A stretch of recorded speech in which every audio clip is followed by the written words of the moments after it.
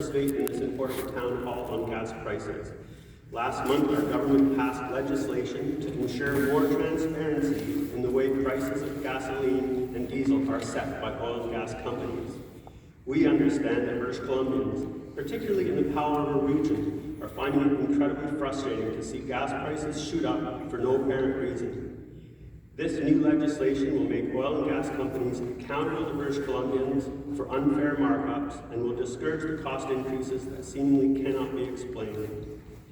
I very much look forward to hearing about the conversation that take place today. And so that's from the Minister Bruce Ralston. And that's what I'm here for, is to be able to take the messages that you give me back to the ministry in order to encourage the BC Utilities Commission to do a specific study about Powell River, to explain and expose perhaps the pricing scheme that they've used, but also to put pressure on the Competition Bureau. The Competition Bureau, which Pieta wrote, had since 2008, there have been 33 individuals and 12 companies that have been guilty of fixing the price of gasoline in several markets, mostly in Eastern Canada, but the total fines for those indiscretions were $6 million. So we have this is advocacy in action, and what we're doing is we're trying to get government to follow through on legislation that we passed, and I have to say it was passed unanimously in the House. After some criticism from the opposition, they didn't want to make gas companies have to say, to tell us what we needed to know, but I guess our arguments in the legislature convinced them. So we all voted for it, and so that's the law of British Columbia now. We'll have an explanation for gas prices. Whether that has an impact on them, we'll soon find out, I guess. So I look forward to hearing from you, but I think next, I think Mr. Colin Palmer. Thank you very much.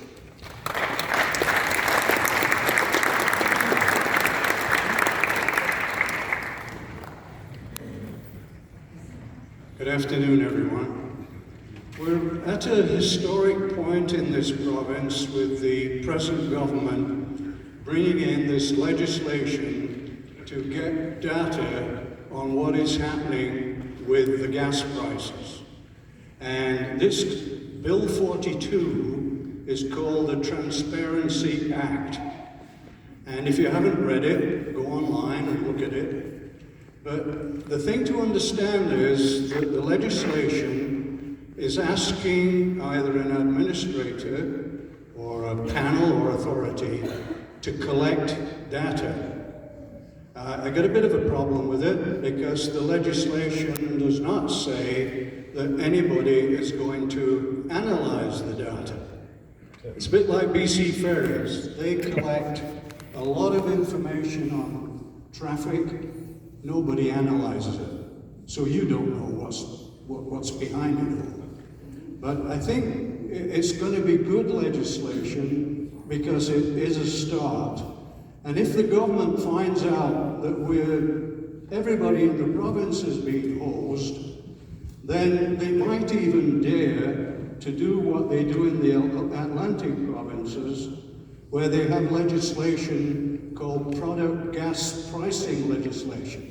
And the government establishes what the rate of gas prices will be in 6 different zones in Nova Scotia, for example.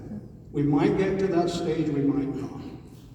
Back in September, I wrote a letter to the Minister and the BC Utilities Commission asking them to do a special study of Powell River.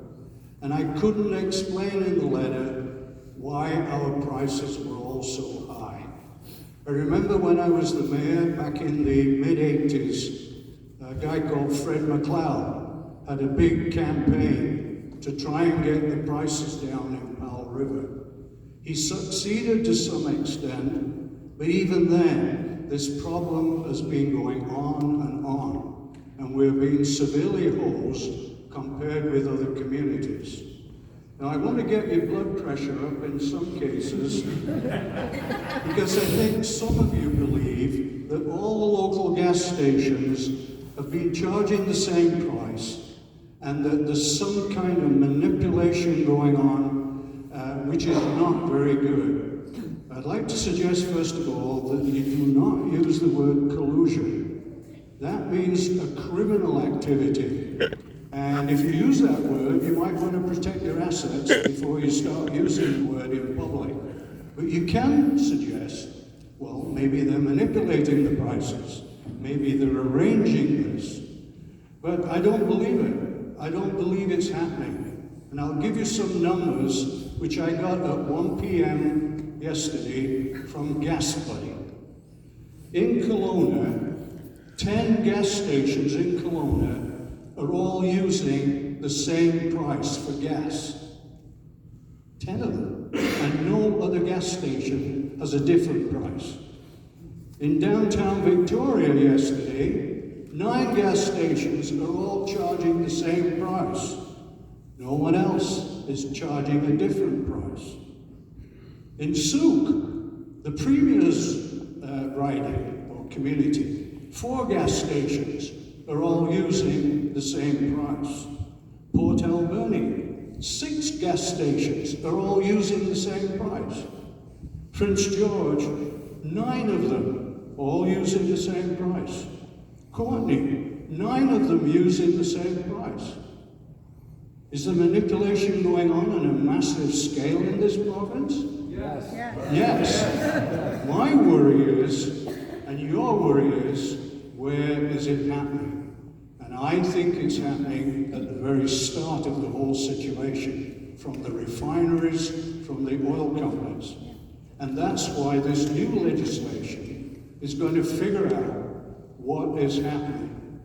And I think we might be in for some surprises. I think the gas companies will be as well.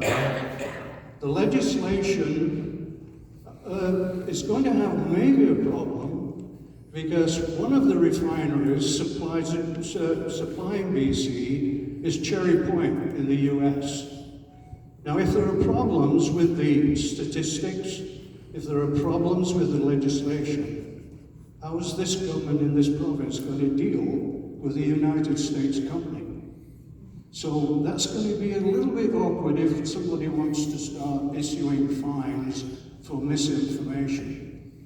There are other problems with the legislation, but in the end, all you need to know at this point is that the data is going to be collected. I'm a bit worried once it's collected, if it's not analysed by the minister in his office or whatever, then it'll become a big political football.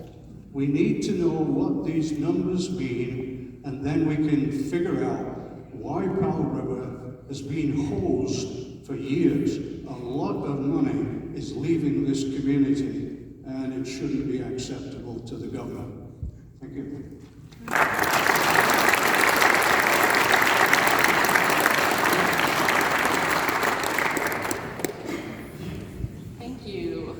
Rachel and Nicholas. So now I'd like to open the floor to all of you. There is a microphone at the back. All I ask is that you keep it to about a minute. The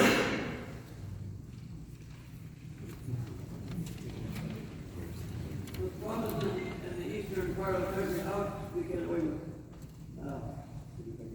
what they're doing, maintaining gas. Will you use the microphone? Sorry, I'm going to be really bossy. Can you deliver the microphone? Would that be helpful? Oh, Can we deliver it to people? Okay. I just said how come eastern provinces like Nova Scotia and Brunswick regulate gas, and we can't. Can't hear you. Will you go to the microphone, please? The question was how provinces in Eastern Canada regulate the prices, and I think from my understanding of Nova Scotia is that once a week or once every 2 weeks, the government says that gas prices have to remain within a certain range for that period of time. But then it gets every week, I guess, the companies go back with their price request again, and then it's just changed a little bit. So I think the prices vary, but they don't fluctuate as quickly as they do here. I think they do go up and they do go down, but they don't have this sort of unexplained overnight shift that we see constantly, which I think is a source of frustration for quite a few people. Thank you. Hello? Hi, my name's Keith Allen. I'm business owner here in Powell River. I like what you had to say over there about the report. It is pretty much what I was going to say. The report's going to be useless if nothing is done about it. Mr. Simons, I'd like to know what you and your government are going to do, as you were talking about eastern communities having legislation already in to control gas prices. Is this report just going to sit there? Because it's useless to have it unless you're going to do something with it. And why can we not bring legislation in to control the pricing, such as we do with hydroelectricity, we do with natural gas for heating our homes? Please. Yeah, well, what this what our legislation does, the Fuel Transparency and Accountability Act does, is it says it basically requests or requires gas companies to provide the same kind of information that the other utilities provide when they set their prices. I don't know why. First of all, I'm not sure what report we're talking about yet. I think we're going to be getting information about specific regions and the gas prices that are being set. I think the goal is that the Utilities Commission, the Independent Utilities Commission, have a look at our region and look at how the pricing structure works for us, because I think that's fundamentally the issue here. Not, well, you know, the setting of the prices across the province is key, but what we're trying to figure out is why is it that we are specifically and sort of uniquely being subject to the higher prices. So how many studies are we going to have then? Because you're going to continue study after study after study. Well, that does nothing. I know, okay, nothing was happening until we said to the BC Utilities Commission, this looks ridiculous, can you look into it? They did. They said the gas companies weren't telling them everything they needed to know. So we passed a law saying that gas companies have to tell us what they know.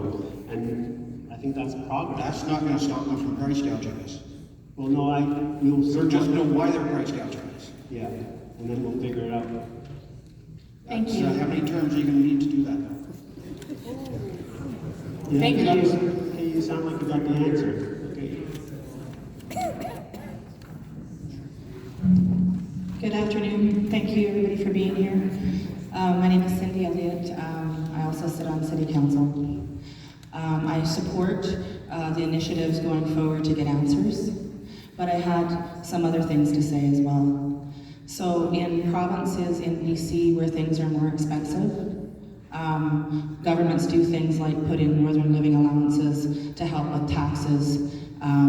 We're trying to do social housing, we're trying to feed our homeless and deal with opioid crises. Everything that we do, from the buildings we build to quotes on anything, is affected by gas prices.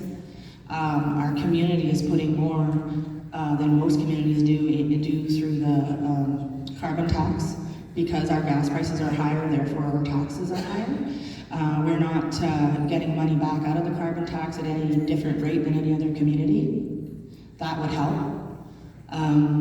If our community is going to be more expensive to live because of gas prices, governments could recognize that through other initiatives and allow for better funding of things that help our community in regards to those margins. And so I thought, yes, we need to get answers, but also, how about we recognize at all levels of government that it is more expensive here. Historically, it has been, and we try to make allowances for that and how we fund things. Thank you. Thank you.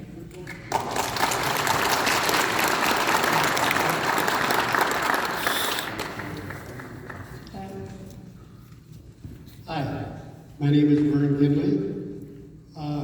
I took a year of my time and I looked into the gas prices for Powell River, and I actually went to the head of Costco services on the island to find out why we're 15 to 20 cents a liter higher in Powell River, and the manager of Costco services said they get their fuel from Esso, the same as everyone else does, and his exact comment, I quote, was, you guys are getting ripped off. And I brought that back to the local paper here. I wrote an article to try and get them to stimulate the people of Powell River on why we're getting charged excessive prices. And the paper monitored what I wrote and would not write anything that I wrote. They were so afraid of shaking everybody's nerves or whatever it might be, that they would not even write about it.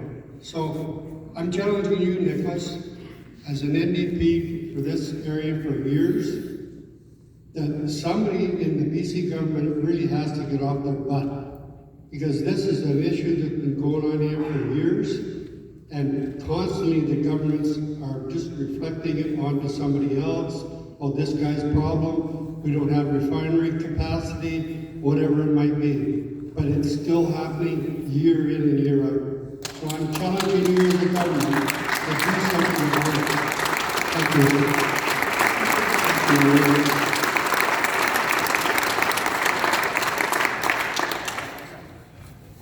I accept your challenge. And not only do I accept your challenge, my friend, I tell you, we have a town hall meeting here which is designed specifically for that purpose. It's going to help me. It's good. And I'm glad you're here. Hello. Oh, hi. Hi, everyone. My name's Rick Crozier. I moved here from Calgary in May. And there we lived in a city called Airdrie for quite a while. And it was being gas gouged for decades. And when this new transparency thing came in, there was a big investigation. And I remember seeing on the news on TV, there was charges laid. And the charges were laid repeatedly. But I think the big problem here is profits. There's so much money involved. When you stop and think of all the gas that is used, an extra 25, 30 cents a liter suddenly turns into millions of dollars. And if there is fines going to be laid, they have to be significant, or they're just going to pay and keep on going. That's all I have to say. Thanks. Thank you.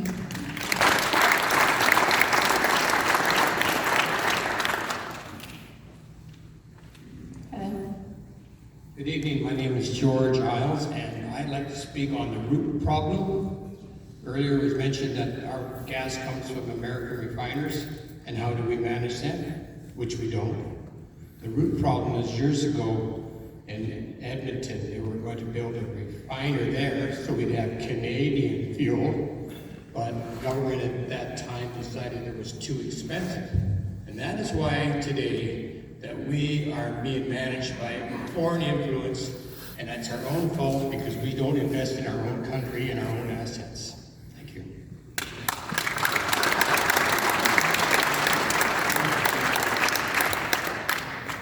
Hi there, my name is Guy Jenner. I live south of town, and I'd like to thank all of you for putting this wonderful meeting together. It's well overdue. I would like to have more town halls.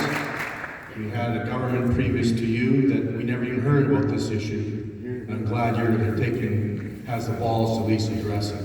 Nicholas. I want to remind people too that the Utilities Commission was basically decommissioned under the last government. We had to, the government or the BC Hydro wanted to force rates upon you. They had to go to the BC Utilities Commission. Well, the previous government took that power away. So now it's going to take some time to give that authority back. But there are some things the federal side can do. You know, there used to be something called the Combines Investigation Act, way back in 1926, and it was quite effective. There's an ogalopic nature regarding flour mills in Canada many years ago.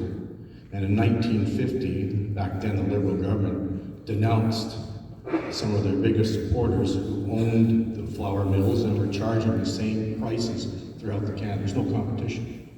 So there are ways, and as within a minority government, Rachel, I'm sure you'll be able to put a little squeeze on your co-partner, if you want to call it that. But there are some things you can do. And there's the little things that work. You know, it's not off topic to suggest to you that we have a bus system to Vancouver that doesn't work. It's quite pathetic, frankly. I mean, the Passenger Transportation Board ruled quite recently that service had to continue, and the operator suddenly has a breakdown, and now it's going to offer us some Christmas transportation. You know, when I want to get on a bus, or come to Powell River, if I want to get on a bus to go to Nine, I take the bus to Horseshoe Bay, get off, hop on the ferry. There's a bus waiting for me in Nine. When I want to go on to a bus to the Sunshine Coast, I take the bus from C-Bus right away onto the ferry and get off at Gibson's, and there's a bus waiting for me. I want to do the same thing in Victoria and Hamptons. But for whatever reason, Sunshine Coast District is denying us public transportation service from Powell River to Vancouver. And as an MLA, that's part of your state, Nicholas. You gotta bang heads. We want buses to take people off roads, and it's part of the gas situation as well. Yeah. Thank you. It's totally related, and it really, you know, it's a concern, obviously, that our bus system is not yet reestablished itself. You know, people are asking for government subsidies for the bus system to once again run from Vancouver up to Powell River. The two regional districts are actively talking about making the connections work. So the bus from the lower Sunshine Coast would come up through Half Moon Bay and would come to, this is another topic, anyway, to Earls Cove, and then the bus from here would go down and pick people up at Salter Bay. It's true. This is the broader discussion around transportation is one that we should have another town hall on. You're right, you've got it. Thank you.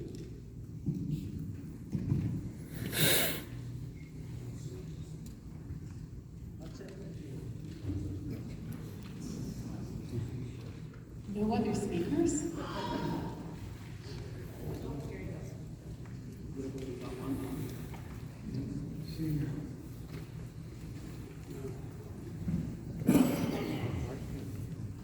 Good afternoon, everybody. My name is John Carter. I've been a resident here for 15 years now. I'm looking at some of the figures, Nicholas, that you brought out on the paper. I believe that the city transfer, you were saying, charge 3.5 cents or thereabouts per litre to ship things up on the barge.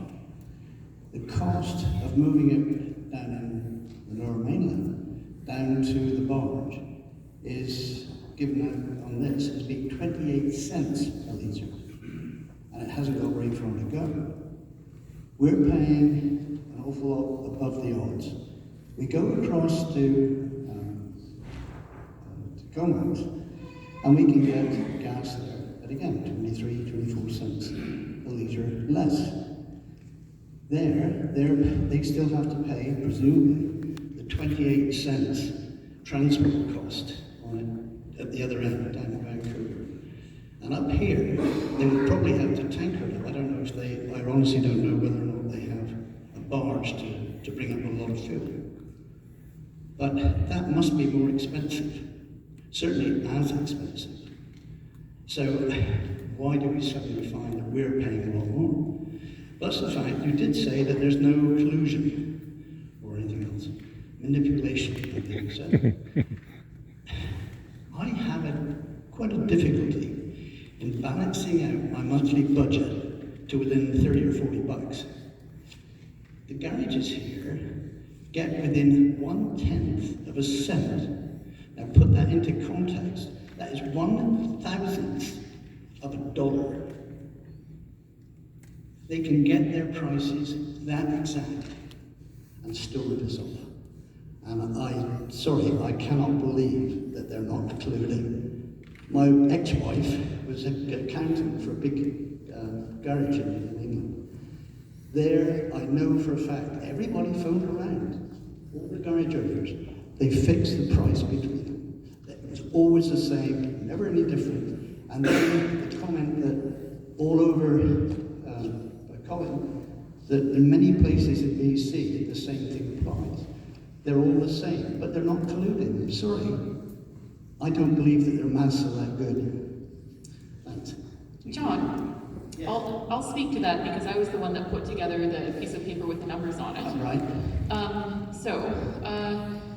The number that is the rack rate, that's the amount of money that that anybody who is a business can buy gasoline at the terminal. So there's 5 terminals in BC. One of them is in Vancouver. One of them is in Nanaimo.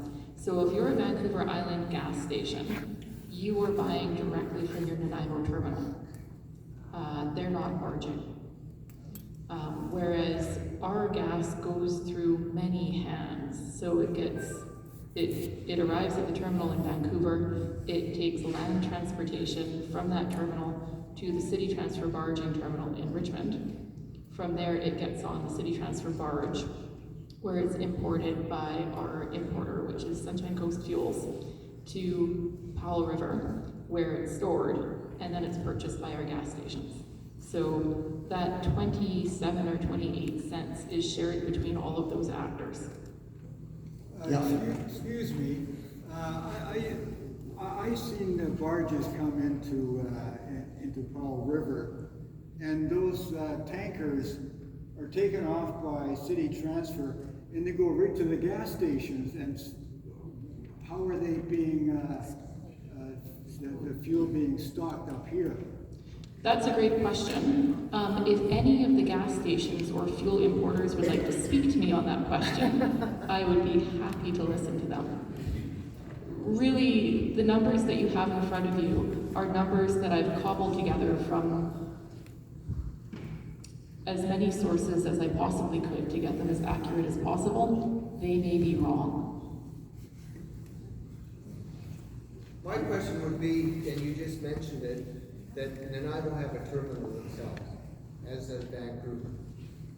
Is there a pipeline under the ocean that takes the fuel to Nanaimo? How does it get there? It has to be transported somehow. Yeah. Fabulous question. Which is the cost? Yeah.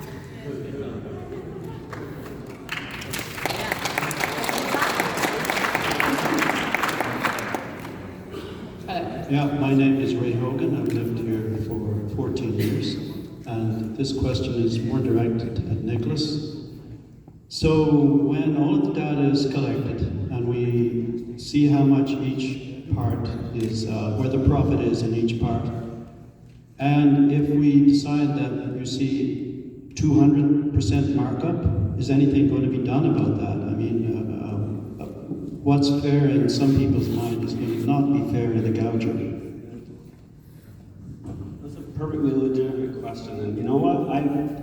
I said clearly that the impact of this Transparency Act, first of all, the questions that we're getting are all around about, you know, where's this gas coming from? How much is it costing to ship? This and that. Those are the questions that I think are going to be able to be answered because we passed this legislation. And legislation is similar to Washington's, it's similar to California, where gas companies have to do that.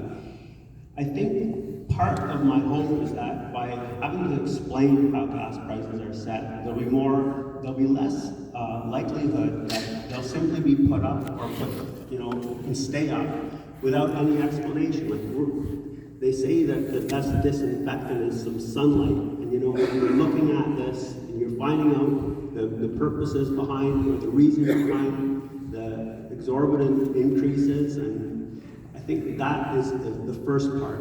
If government finds that there's actual activity that is more than unethical, if in fact that they see that there's price fixing, or if that the Utilities Commission says that there is something inherently wrong with how the prices are established, then government would be expected to respond for sure. I don't want to predict what the government's going to do because I don't sit around that table.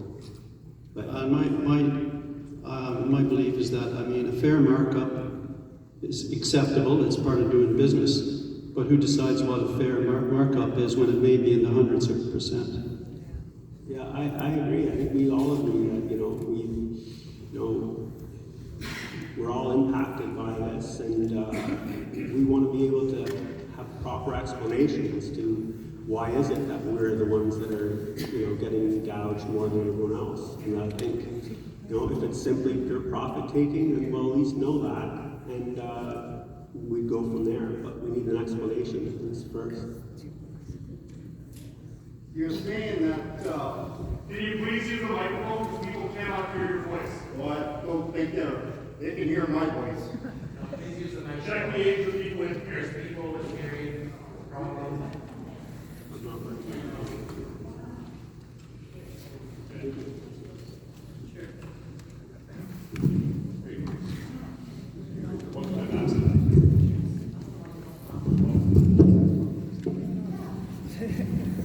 Move on, Mike. See what you gotta say. You're saying that these companies that were found guilty were fined, correct? The Competition Bureau, yes. Yeah, and they were fined. These companies are making hundreds of millions of dollars, and you fine them $6 million? What's this government gonna do if they do find them guilty of some gouging? Fine them $100,000, $200,000? Yeah, It did nothing. I was quoting that just to make that point, that it seemed like a pretty nominal fine for what would be considered price fixing. And so the federal government is responsible for the Competition Bureau, and I guess they have rules on how much they can fine for what offenses. And I would like to see, if in fact illegal activity takes place, that there's a deterrent in the punishment for that. And I kind of agree that it seems kind of like pittance. Rachel, will you speak to this? Rachel will.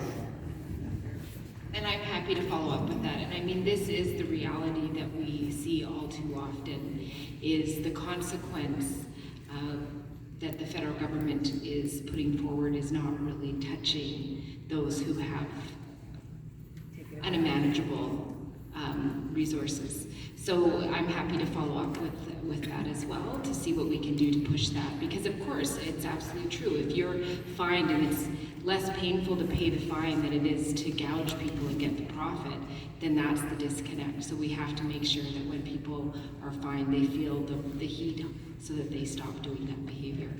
Unfortunately, that's not usually what the Liberal government likes to do. It likes to keep those very wealthy people happy, but I'm happy to work with you guys to fight that one.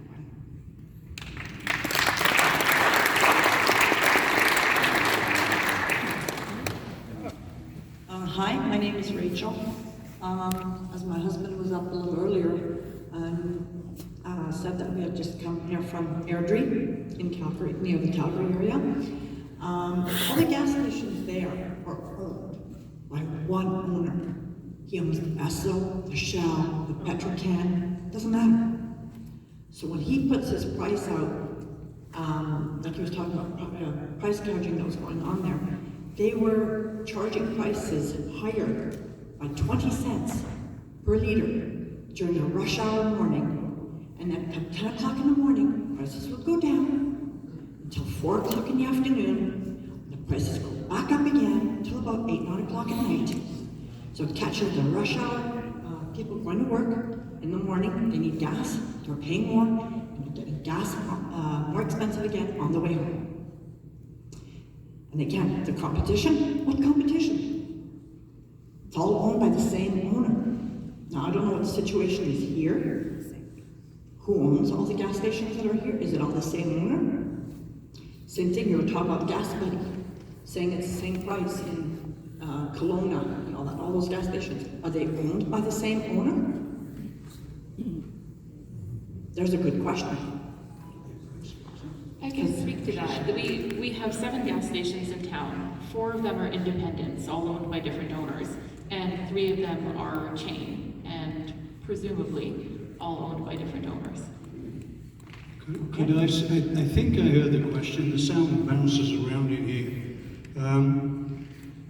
If, shall we say, in another community or in Powell River, everybody's paying the same gas price, then you could be suspicious that there is price fixing. My suspicion is, and I don't want to get into a law court with this, but At a lower level where the wholesaling is taking place, I think there's orders going out as to what they should charge. And they won't get any gas unless they charge that price. If they charge lower, then they might make less profit. But the worrying thing is that if there is price fixing going on, we've never been able to prove it. And I think that this legislation will give us that chance to find out what exactly is going on.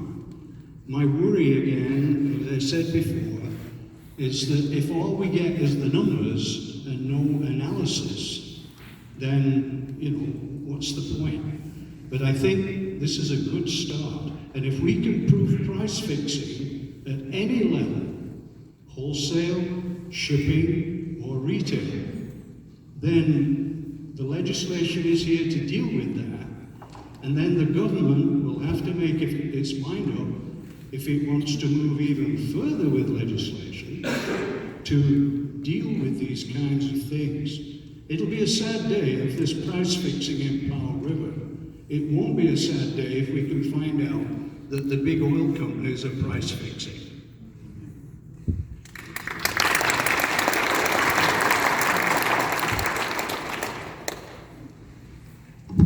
Hello, I'm Bob Sylvester. I worked in the oil industry. I worked in a refinery in Prince George. I go into Bella Coola quite a bit. And their price of gas is the same as the one in Powell River. Now, Bella Coola gets their gas from Prince George, it's trucked down to Williams Lake, then it drives from Williams Lake into Bella Coola, 420 kilometers, and they do barter. Why is their gas the same price as ours? And they go twice, 3 times the difference. I really believe this town is being price gouged. Thank you. That's the kind of question that makes everybody just shrug their shoulders and roll their eyes. So thanks for raising that.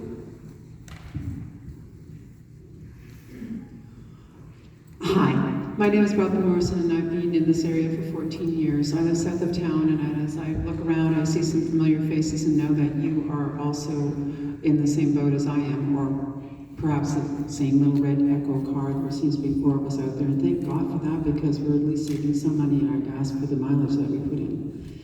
Having said that, I'd like to express 3 questions. But before that, I'd also like to express my gratitude for Pieta, Nicholas, Rachel, Colin, and Powell River Living for having the grace, the courage, and the organizational skills to be here. Thank you so much. I really appreciate it.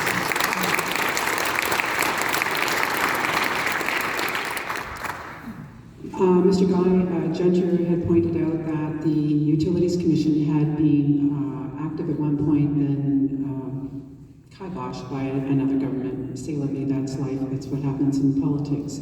Now that it's been reactivated, first off, my question is, do you have any belief that it will have the teeth to be able to have any power to do something about these gas companies and the gouging that we've experienced? Anybody can answer. I think they have with this legislation, they have more of an ability to not only collect the data, but I think that there will be some analysis. I agree, there's no point just having the data, you need to have an analysis. And they don't have any enforcement power. They'll inform government. The government will make a decision based on what they hear. That's my understanding. Which leads me to my second question. I also firmly believe that if you are not part of the solution, then you're part of the problem. And since there are many of us here who are wishing to be active, since I didn't take notes, I'm trying to do a bit of a recap so I have something to think about when I go home in an organized manner. What is it that we can do? What can we take away from this meeting? How can we continue to be active and take a proactive approach? I didn't come here to have a stitch and ditch session. I want to know what I can do to be a part of the solution.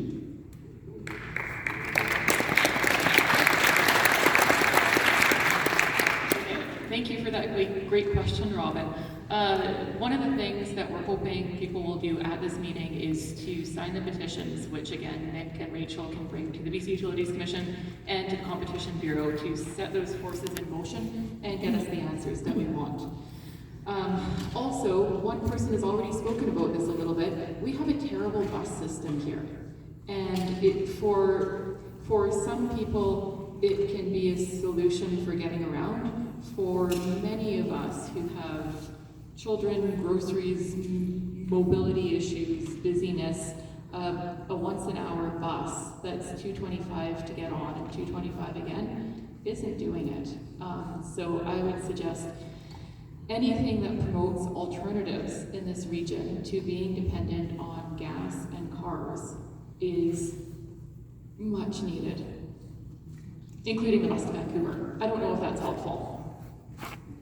It definitely is a start. My third question is in regards to once the data is collected, how can we make these companies accountable for creating the reports, analyzing the data? Data is very effective in giving us some indicators. So